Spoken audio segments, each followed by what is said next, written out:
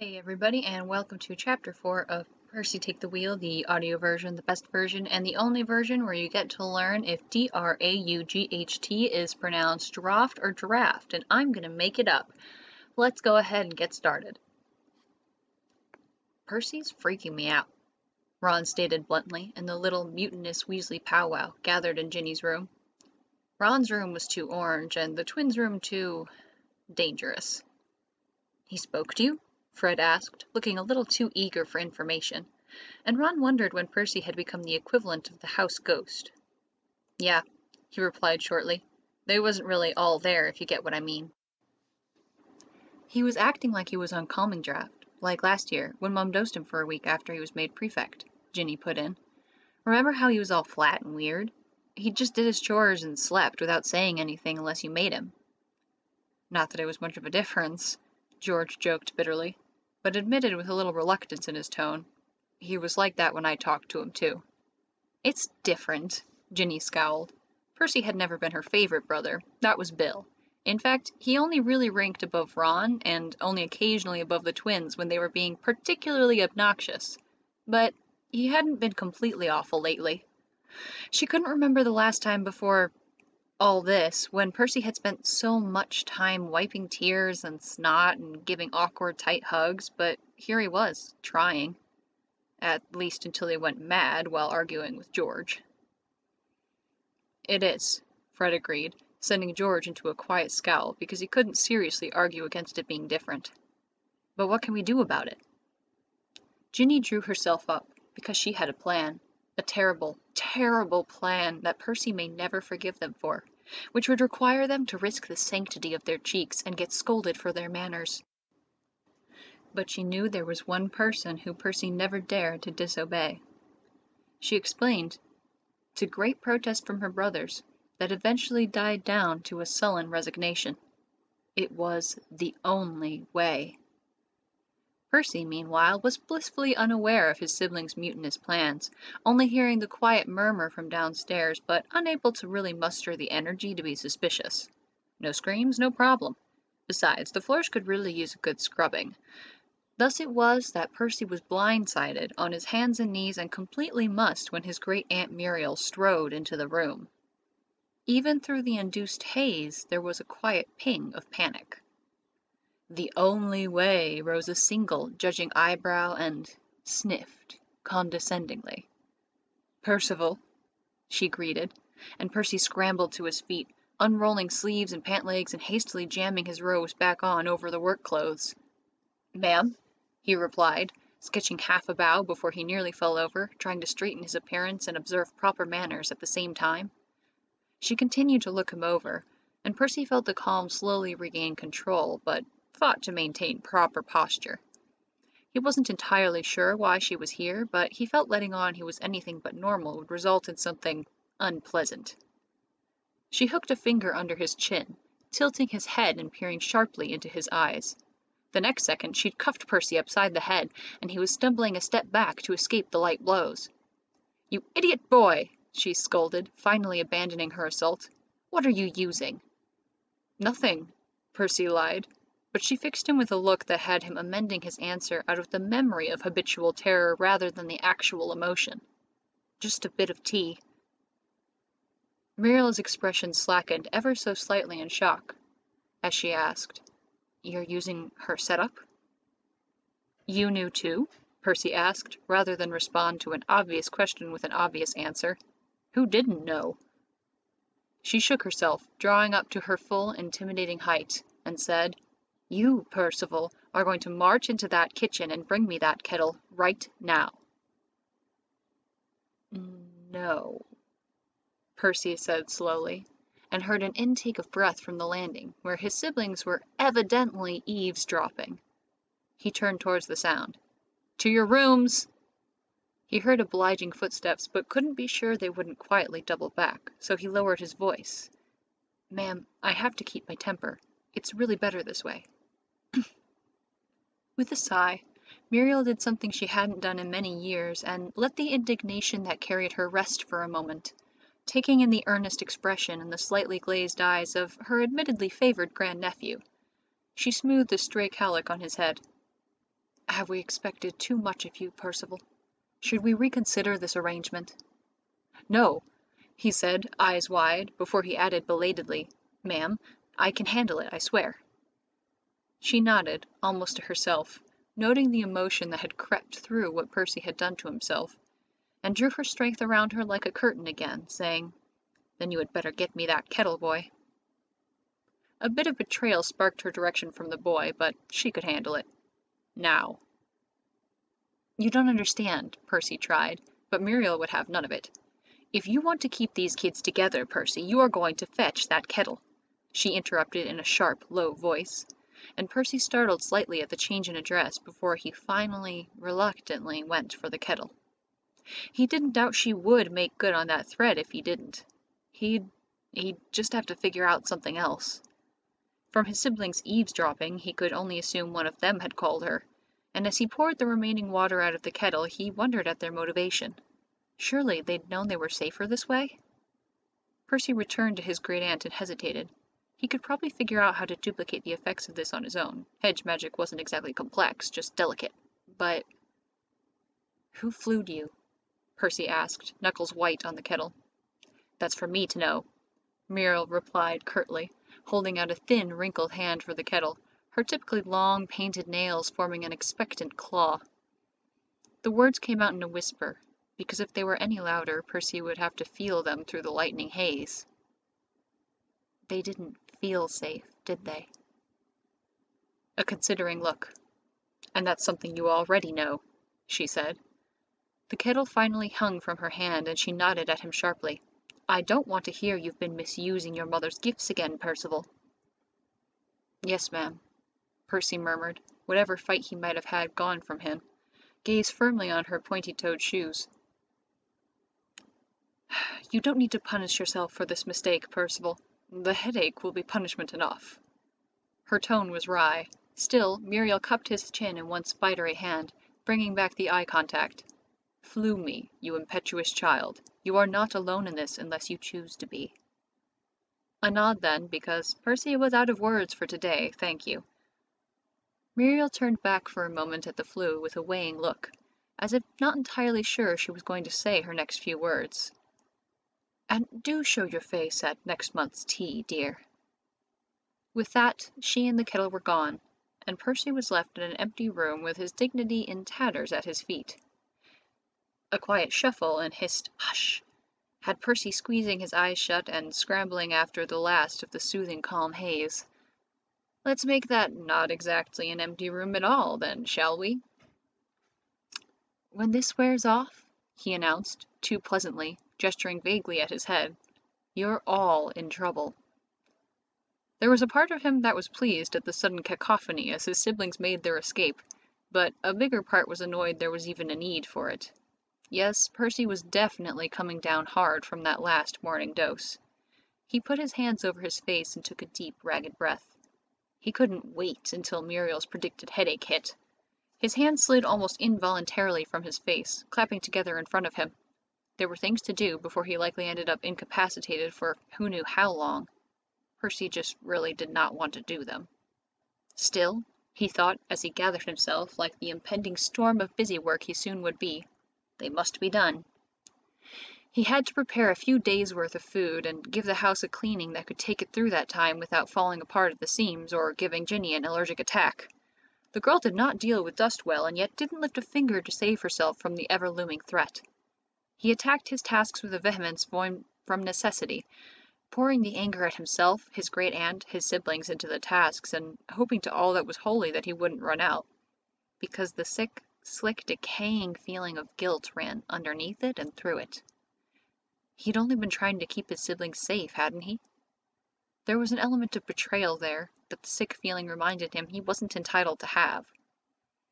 They didn't feel safe, he repeated internally to himself, and the betrayal died down, leaving the guilt raw and bare. Maybe he had taken the easy way out. Percy certainly was not enjoying the return of emotions more tumultuous than he'd even realized they were before they'd buggered off for a bit. Hours into his mental list of necessities, he was still spinning uselessly around the same cycle of guilt, anger, betrayal, guilt, when the headache hit him like a train. He groaned aloud, putting down the last meal and struggling through the preservation charms through sheer force of will. He'd check the damn meals for magical interference when he served them, but for right now... Percy sank into a crouch, pressing the heels of his palms into his eyes with another low groan. Great Aunt Muriel wasn't joking about that headache, huh? Came a smug voice Percy really did not want to deal with from the door of the kitchen. He didn't bother to look up at George or shoo him off when he heard the boy walk closer. "I'm fine," he spat through his teeth, even with his own voice grating on his nerves with the onset of this fresh hell. At least the ghoul had curled up somewhere to sleep and stay quiet. He didn't think even its light crooning would be bearable right then. "Yeah, you look it," was the wry response. George's voice was no improvement, and Percy kept himself from making a rude gesture with practiced politeness. A hand abruptly gripped his forearm as Percy was hoisted to his feet. "Come on, you prat." "You called Muriel," Percy decided, the conclusion suddenly blindingly clear. "Only you would want me in this much pain." "I could drop you, you know," George reminded him, before correcting with relish. "And it's Great Aunt Muriel, Percy. Don't be rude." As if he ever practiced proper manners without being forced, the cretin. "You still called her," Percy muttered mutinously, as George half forced him up the stairs. "Traitor." "No, that'd be Ginny," George informed him, seemingly increasing in pep with every inch deeper into suffering that Percy sank. "Ginny?" His voice was aghast. Ginny was on his side. Sometimes. A little. All right, so Ginny had her own side, which she usually did not share with Percy, but she hadn't been intentionally antagonizing him lately. He bit back another moan as the world swayed suddenly near the top of the stairs, gripping George tightly and standing stock still until the sensation passed. A quiet, accusatory whine. "Muriel didn't mention the spinning."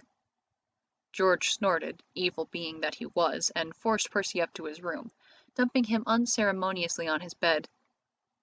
Well, maybe he wasn't entirely evil. Despite himself, Percy realized he needed to set out lunch and check the food to see if he'd contaminated it with his feelings, and he attempted to get back up, only to be pushed back down. "I have to check the food," Percy protested, one hand moving towards the door as if to pull himself there past George's restraint, and his brother rolled his eyes. "It'll be fine." He drew out the words as if talking to a 2-year-old. "We can deal with that."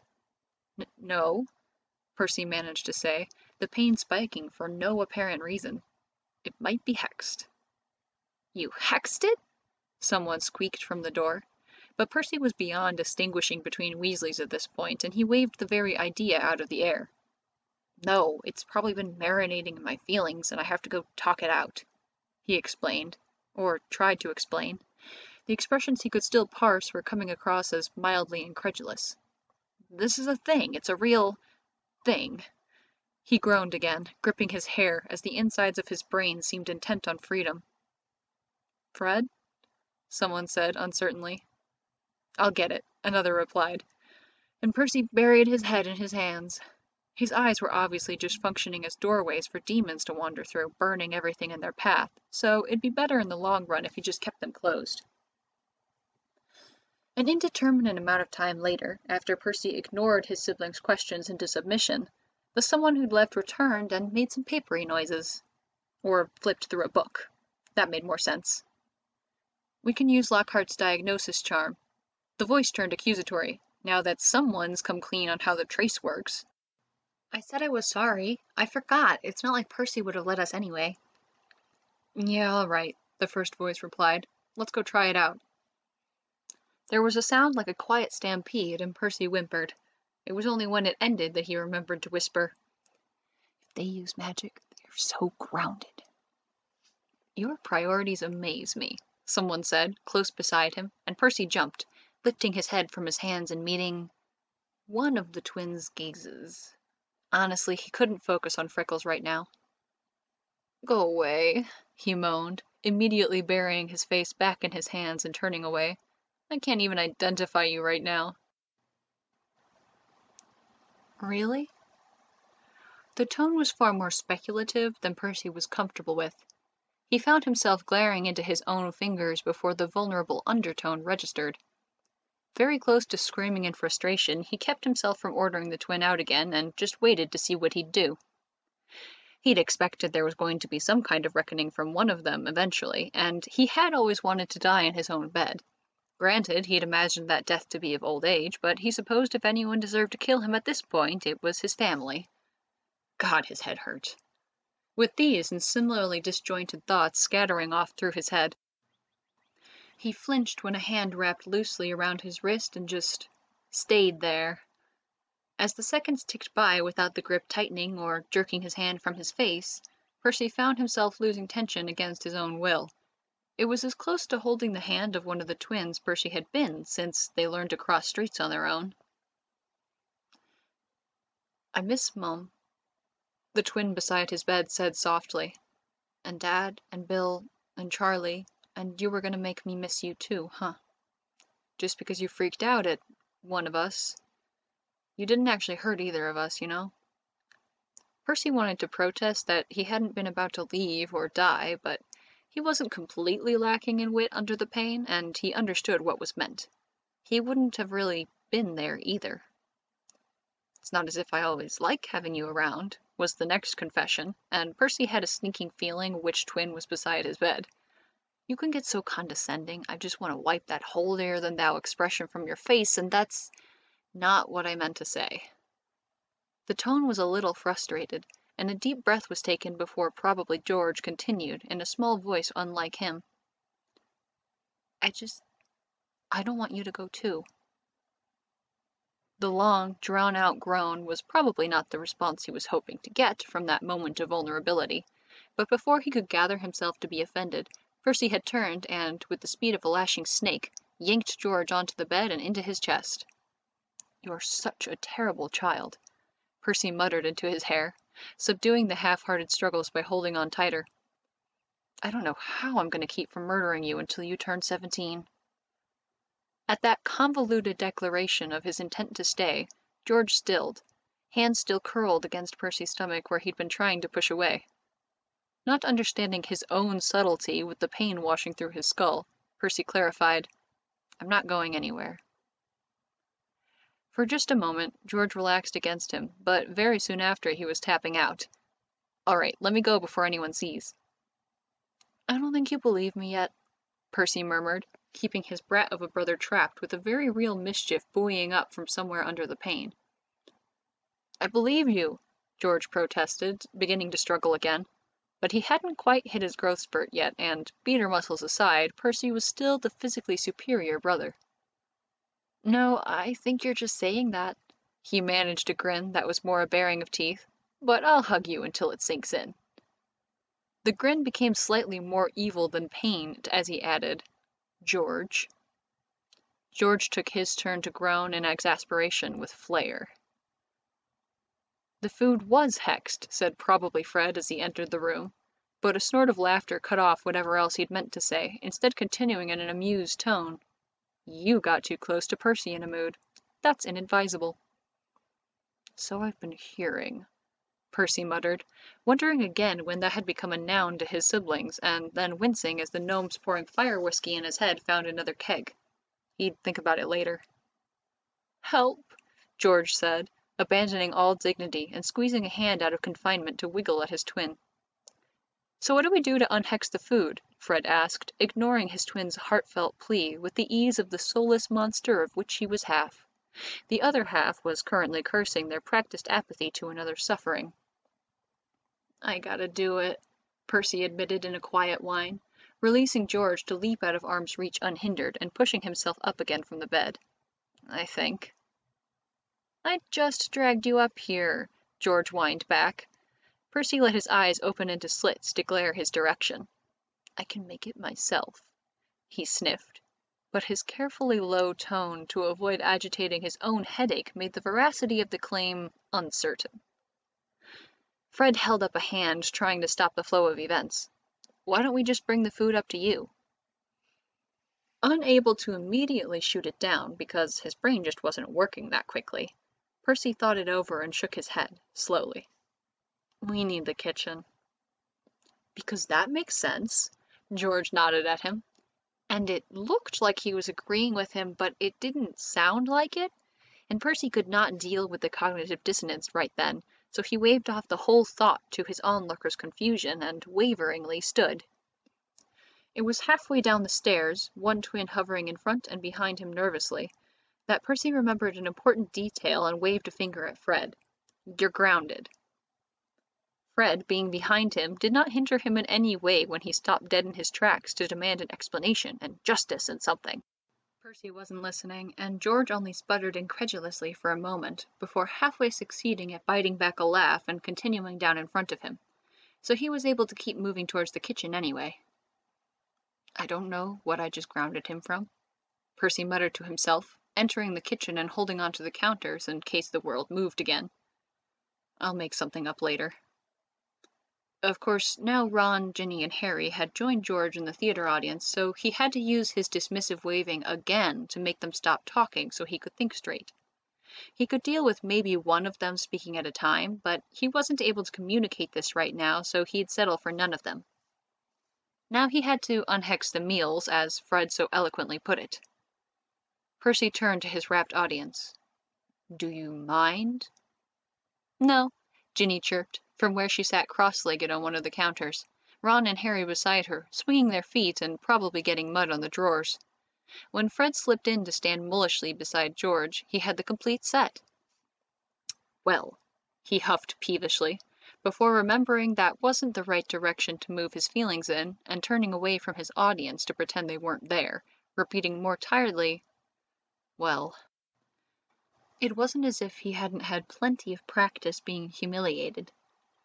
Taking a shaky breath to steady and prepare himself to power through the pain and embarrassment, he began. "I get it. I really didn't want to, but I get it. You lot didn't feel safe with me like that, even if you were—" He cut himself off, tried again. "I'm not angry anymore," he added internally. This was ridiculously hard to say, even facing the plates alone. He could feel them staring at his back, and he pushed the embarrassment into motivation to get it done and over with, saying, "I'm not going to be upset with you about this because it's my own fault. I'm sorry and I love you."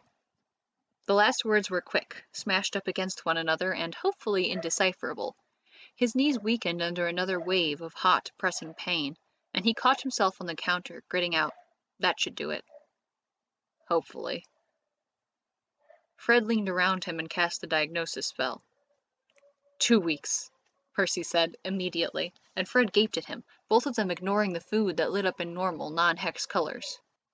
"Come on, that's what you meant? That's rotten," Fred protested. Opening his mouth to explain that Fred had just broken the law in front of him, Percy stopped himself and patted Fred's cheek. "Yeah, you're right," he said. When Fred only stared at him, Percy flicked his fingers irritably, the other hand going to his head. "You're free. Fly away, little bird."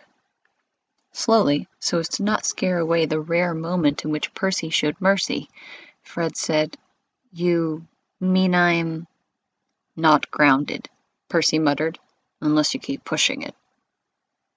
"Yes!"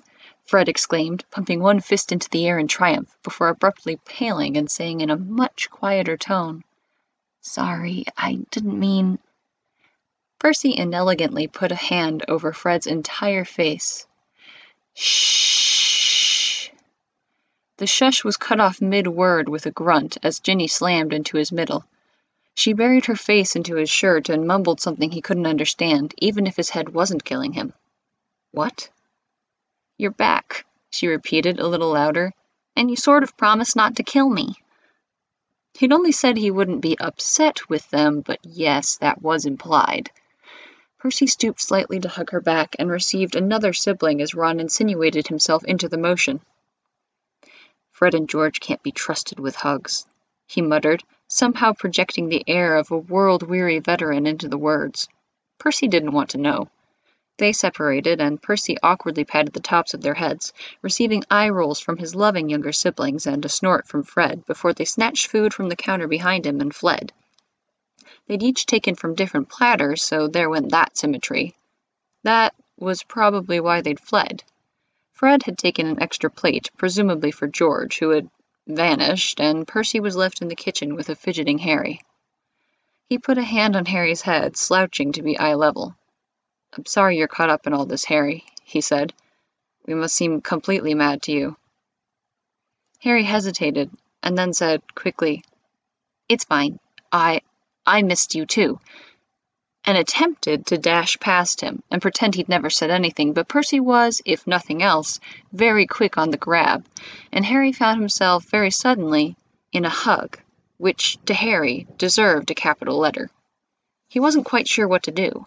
With Hermione, he just tried and failed to return it until it was over, but Percy didn't seem to mind, patting him on the back and releasing him. "Go ahead and eat," he said, nodding towards the food. "The rest of them already ruined the scheduling, so you can have what you like." Harry scarpered, and Percy mournfully and quietly added him to the mental list of responsibilities that had been building since his mother died. The shock of having thought it so plainly cut through the pain like a knife, and Percy let himself slide from standing to crouching to a seated position on the floor. He had to do better. He was screwing up left and right lately, and there was no safety net if he pushed things too far. Taking a deep breath, Percy laid it out for himself.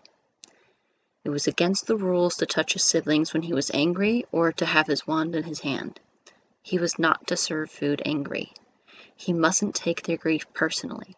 3 meals a day, keep the house clean and together, keep the family clean and together. Harry's face might as well find a place with the rest, because heavens knew Percy couldn't just let him be. Professor McGonagall and the headmaster had practically thrown him back into his lap, though they may not have seen it that way. Ow. Yeah, okay, the pain wasn't pausing for his interior monologue, and Percy paused before making sure the preservation charms on the remaining platters were intact, dragging himself back upstairs, more crawling than walking to avoid falling over. He deposited himself on his bedroom floor, but couldn't quite find the energy to pull himself onto the bed, so he settled beside it, curled as if to ward off the pain with posture alone. "I brought this on myself," he gritted out the reminder, trying not to let the self-loathing at the thought morph into anger, because he couldn't stand it if his head began to throb too. "Perce?" Fred ventured, standing at the door. "You in here?" "What?" Percy groaned. What could possibly have gone wrong in the minute since he'd seen everyone last? Was the ghoul making trouble? A glance to his left, and Percy discounted that. It was still dozing under his bed, spread-eagle and snuffling slightly in its sleep. There was probably a fight. Percy just knew there'd be a fight. It had been less than 5 minutes, so it had to be. Meanwhile, Fred was peering through the gloom of the room and locating where Percy had stashed himself. Upon discovery, he took Percy by the arm, forcing him to stand, only to fall onto his bed again, and appeared to be restraining himself from poking his older brother curiously. Percy didn't typically do sick like the rest of the family did. When Percy got sick, he usually swaddled himself in blankets, and that was the end of it. He'd shuffle through his obligations without complaint, a mass of cloth and mucus, and then curl up somewhere dark like a wounded animal seeking shelter, until he passed out and someone dragged him back to the couch, where their mum could keep an eye on him. Very quiet, very prim, oddly collected. Percy right now was quietly complaining that Fred was breathing too loudly, and could he please darken the hallway before Percy ripped his own eyes out to stop the light? Honestly, it was weird. Percy complained about them, not about feelings. "In a minute," Fred conceded. "Do you want something to eat?" "I want to die," Percy replied automatically, before the words caught up with him, and he added, "No, thank you." "Okay," Fred said, hesitating by the bed for a moment, unsure if there was something he could do to help, before Percy pulled a pillow over his poofy hair and face and repeated his complaint about the light in a higher nasal pitch. Fred really had no idea where Percy's uniquely voluminous hair had come from, but that wasn't the point. Right. Fred hastily turned off the lights before Percy could threaten grievous self-harm again. Percy, for his part, muttered a thank you, despite the pillow over his face making it impossible for him to actually see the difference. A mystery no one will ever solve, Fred thought, quietly leaving the area in deference to Percy's sensitivity. As his footsteps faded, Percy swore to himself that if he heard anyone tap anything that sounded like it could turn the lights back on, he would throw the nearest object at them and hang the consequences. Ugh! Percy bit back another groan. He really hoped his estimate of 3 days of this was pessimistic. It wasn't. His siblings occasionally stopped by to make sure he hadn't vanished again, he assumed, and Fred and George sometimes brought food that Percy would refuse.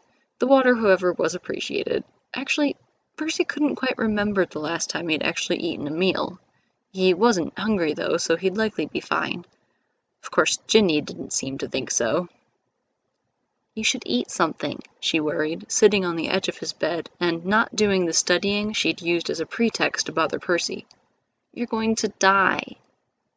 I'm not going to die, don't be dramatic, Percy denied immediately, hands still over his eyes. I don't hear a quill. From the pause before she started writing again, Percy assumed she'd scowled at him.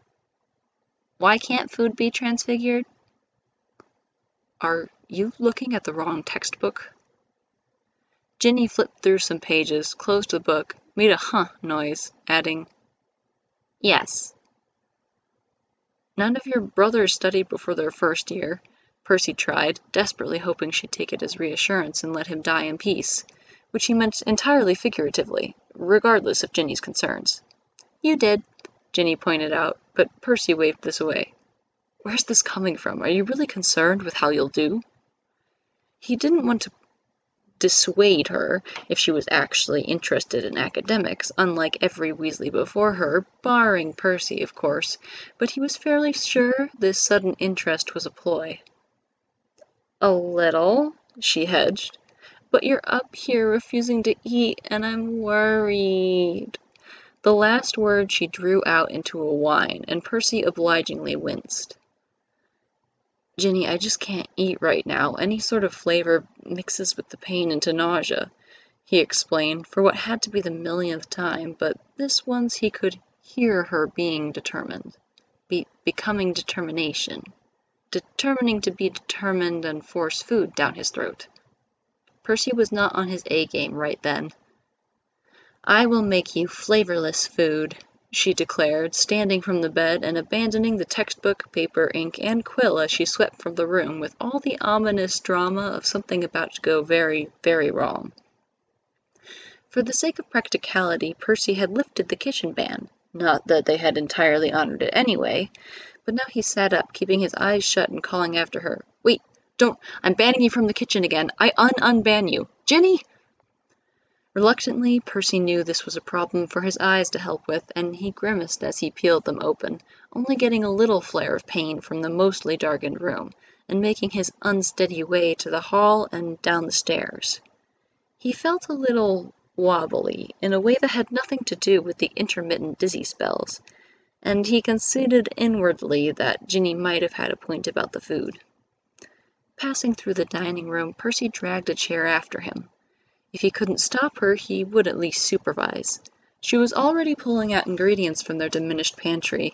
Percy needed to get Charlie or Bill on the flu soon about that, with Harry and George hovering awkwardly in the general vicinity. You don't want that, Harry interjected, pushing Ginny's hand back into the pantry where she deposited the rejected onion. It would enhance flavor. Ginny glanced at Percy, who nodded in his chair, eyes squinted and a hand limply shading them. Close enough. Check for words, Percy reminded them, and there was a slight pause before they were overturning pots and flipping cutting boards to make sure they weren't about to drug Percy with something else. Are there any potatoes?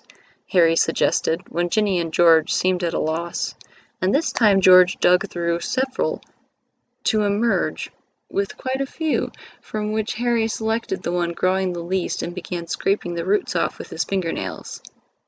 Can you handle a boiled potato, Percy, or mash? He seemed actually quite in his element, and Percy lost a few moments just watching the boy move with rare confidence, before Harry glanced up at him and the flash of green brought him back to himself. Percy? Yes.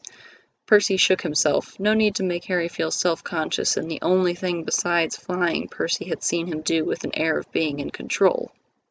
Boiled will be fine, I think. Peelers, please? Harry held a hand out to George, who rummaged quickly through a series of drawers before Percy pointed at the right one, and the peeler made it into Harry's hands. I could do that, Percy murmured, and as one, the three other occupants of the kitchen shot him a combined look. Or not? You're as quick as Mum, Ginny complimented, when Harry had made efficient work of the potato and she produced the pot she'd been preparing. Thanks, Harry said quietly, a hint of the wariness that followed him around creeping back in as he added a single lonely potato to the pot and Ginny whisked it away to the stove. She held a hand out and George slowly placed his wand into it, which she tapped against the stovetop to start it and handed back. We need to take you for a wand, Percy realized aloud, and Ginny, instead of rolling his eyes or telling him off for just realizing, quieted. I was kind of hoping... She hesitated. I was hoping I could use Mum's. The Aurors had given it back, of course, and Percy had put it in a small safe in his parents' room, along with their various legal documents and health records, and had put it from his mind. He didn't want to see it again. But that, he reminded himself, was selfish and a tad ridiculous, too. The pause had apparently drawn on too long, though, and Ginny appeared to deflate. Percy sighed, glanced at George to see what he thought of it, but George was as inscrutable as was inconvenient, and his face resembled nothing so much as a brick wall at that moment. If your brothers will agree to it, and you're not horribly mismatched with it, then you can. She brightened. I know I'm all right with it. Mum let me try a few things last year while you were all at school. Blatant favoritism strikes again. It's weird when you say your brothers like that, though. They are. Percy drew out dryly, willing the conversation to end. He was going to take back his permission if he had to keep thinking about it. He didn't want to see that wand again, but he didn't want it damaged either. Immediately he felt bad at the thought. Ginny wasn't going to treat their mother's wand poorly. She'd been looking forward to a wand of her own her entire life, and if anything, she would treat her mother's wand better than Percy treated his. He just didn't like it, not that he had to. Well, Ginny prompted, batting her eyes ridiculously and clasping her hands in front of her. George scowled, but ultimately capitulated. Fine, you've got to take care of it, though. You sound more like Percy than Percy does, Ginny chirped, and George sent her a glare that she responded to with a cross-eyed expression. She smiled at Harry. 2 down, 2 to go. All right, he said neutrally, refusing to be involved. The water's boiling. Get a lid, please. She saluted him in a much better mood than before and darted off to obey. You seem very comfortable in the kitchen, Percy prompted, trying to look trustworthy and knowing, without fully opening his eyes, it wasn't entirely successful. Yeah, Harry said, and the 3 Weasleys stared at him for the non-answer until he elaborated. Aunt Petunia had me helping her out sometimes. That sounds awful, George ended decisively. Your relatives are awful, and any time spent with them was probably awful. It could have been worse, Harry shrugged, but didn't exactly deny the claim. Percy attempted to share a look with George, but gave it up as bad business when he could barely focus enough to... Actually, now that he was looking at him, this might be Fred. That made a great deal of sense. A great deal of sense. God, Percy could not wait for this to be over. Fred seemed a bit concerned at the lack of denial anyway, even without a knowing look from Percy. It would motivate them all to stick to the plan next summer with the calls, and... Percy felt a bit woozy. I'm just going to... And he was out. When he came to, Fred was patting his cheeks with some force, and the ghoul had wandered in and somehow ended up leaning against his legs, crooning sadly. As the world came into focus, Percy could make out Harry and Ginny at the stove doing something, and Fred's somewhat exasperated expression. If you fall out of this chair and hit your head, it'll be another few days before you can do things again, he was saying in consternation. Stay awake, Percy. Percy patted Fred's cheek more gently. Definitely, Fred. Of course. he said, almost offended. You can always tell us apart. I'm a little woozy, Percy admitted, fingers a centimeter apart to demonstrate. Ginny wasn't entirely wrong. Thanks for that. Ginny produced a plate with a single boiled potato on it and pushed it into Fred's hands. Maybe we should set him at the table.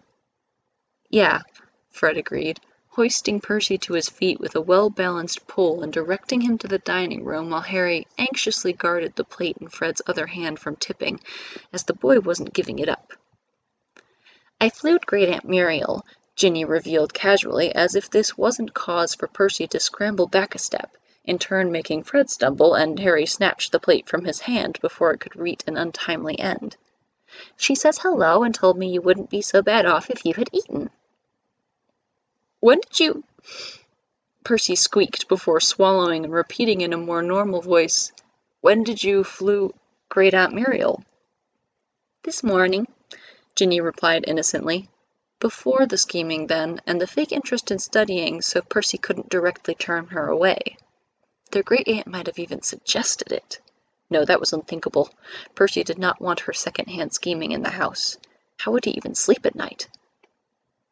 That's nice, he forced through his strained vocal cords, and Ginny smiled at him, gesturing at the nearest chair to the table. Why don't you sit down, Percy? Following this suggestion, Fred pulled the chair out for him in a display of courtesy he had probably never shown before. You can't be Fred or George, Percy said in bewilderment, and Fred rolled his eyes, reaching out for Percy's shoulder. All right, down you go. He pushed Percy onto the chair without ceremony, and Harry put the plate in front of him. This is when it truly became awkward. The boys had grabbed silverware on the way out, but now Percy was sitting between two standing boys and across from his silent sister as they all watched him expectantly, waiting for him to pick up a fork. Could you not stare at me? Percy asked futilely, and Fred grinned. We've got to make sure you eat, don't we? So, sadly and with great reluctance, Percy ate his flavorless boiled potato under the insistent gazes of his stubborn audience. He was rather proud of himself for not immediately bringing it all back up, and swallowed the nausea determinedly. You should take him to bed, said a young, female voice from behind him, and Percy whipped his head around so fast he felt his neck protest. Let's just drag him back to bed, Fred decided, seeing Percy was now jumping at shadows, and pulled his brother out from the chair, Harry tucking himself under Percy's other arm to help. Percy didn't ask if they'd heard that because they clearly hadn't. He followed their manipulations blindly as he quickly, hastily re-examined his own memory. No, it hadn't been words, had it? Just the house settling, and he'd misheard it for a moment. The sound hadn't sounded like a human voice, something wooden and creaking, rather. Percy shook his head rather violently as Fred and Harry dumped him onto his bed and left him for dead. Or rather left him to sleep off the sudden rush of sustenance into his system, which was surely all this was. Percy frowned, something seeming off about the explanation, but felt too oddly sleepy to... He'd deal with it in the morning. And that is the end of Chapter 4 of Percy Take the Wheel, the audio version, the best version, the most recent version, at least until I update. I hope you've enjoyed it. See you next time.